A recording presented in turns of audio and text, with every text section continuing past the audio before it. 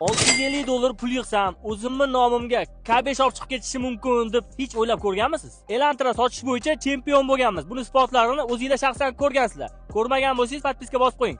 Shu oy o'zida hozirgi kungacha K5 larni ham 18 ta sotdimiz. Bular ham sotiladigan bo'lsa 22 ta bo'ladi. Menimcha Kia Salon ham 22 ta sotmasa kerak bir oyda. Ba'zi birovlar shunaqa K5 larni arzon ola olmasdan qimmatga olib qo'yib, $3,000 boshlang'ich to'lov bilan chiqarib beraman deb o'tirishibdi. Lekin bizadan $650 dan $1,800 gacha boshlang'ich to'lov bilan olib ketsangiz bo'ladi. Kelasiz, $650 boshlang'ich to'lov berasiz. Mana shu Darkmon 23 2.5 motorli K5 ni hamma xarajat ichida nomingizga o'tkazib beramiz.